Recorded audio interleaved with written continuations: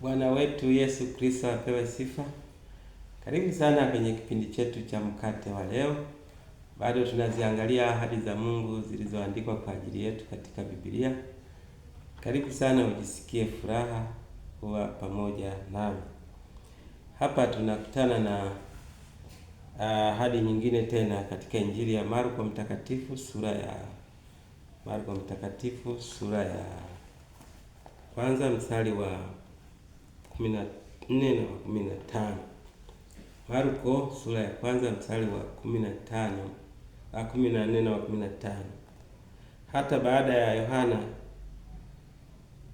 kutiwa gerezani, Yesu akaenda Galilaya akihubiri habari njema ya Mungu akisema, wakati umetimia na ufalme wa Mungu umekaribia, tubuni na kuiamini Injili.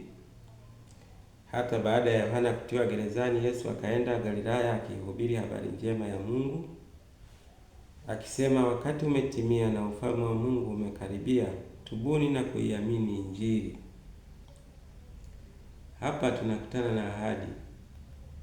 Yesu anaanza huduma yake, alianza akihubiri akisema, tubuni kwa maana ufalme wa mbinguni umekaribia.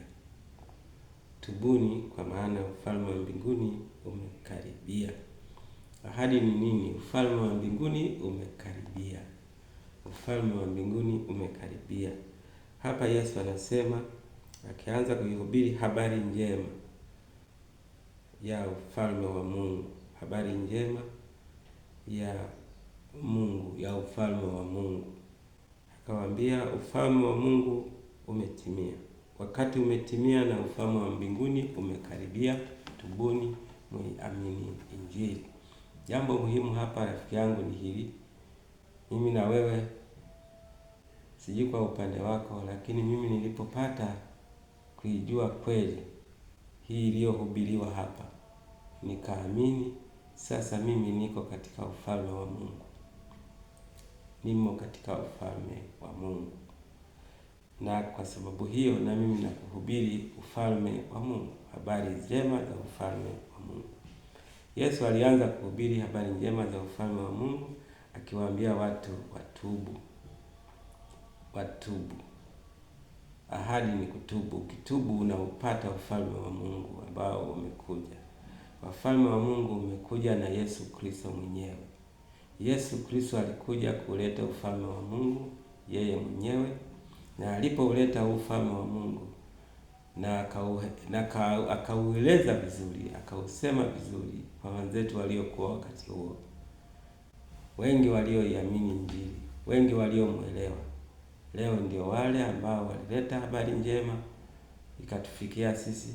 Leo ndio sisi sasa nasi tumepata kipawa hicho cha kuambia watu habari njema. Jambo muhimu rafiki yangu ni hili, muhimu sana katika maisha yako, ni kuiamini Injili, kuiamini habari njema. Ufalme wa Mungu umekaribia. Kwa kifupi, Yesu anawaambia watu wageuke, waachane na imani za kale, waachane na desturi za kale, waje katika jambo jipya, mtindo mpya huu wa maisha anaoleta Yesu Kristo. Zamani babu zetu na wahenga wetu waliabudu milimani, wengine makaburini, wengine waliabudu kwenye miti mikubwa mirefu na kadhalika. Lakini sasa anakuja anabadilisha, anasema mtindo ule sasa umefika mwisho, tunawaletea mtindo mpya, nao ni huu: muiamini habari njema ya ufalme wa Mungu, mgeuke mje huku mpate kuingizwa katika ufalme wa Mungu. Ufalme wa Mungu umeshakuja, maana Yesu Kristo mwenyewe ndiye ufalme wenyewe. Kwa hiyo alipokuwa akisema hayo, alimaanisha kwamba jamani, wakati umetimia, ndio nimeshakuja, ufalme ndio tayari umewafikia. Kwa hiyo karibuni katika ufalme wa Mungu. Mungu akubariki sana rafiki yangu. Je, umeshamwamini Yesu Kristo? Je, umeshaamini habari njema hii aliyoileta? Kama bado nafasi ungali nayo, bado unayo, unaweza kuamua sasa. Kama wewe ulishaamua, endelea kuishi katika huu ufalme mpaka atakapotokea Yesu Kristo. Mungu akubariki sana, tukutane tena wakati ujao. Kwa jina lake Mungu Baba, Mwana na Roho Mtakatifu, barikiwa unapotoka na kuingia. Amen.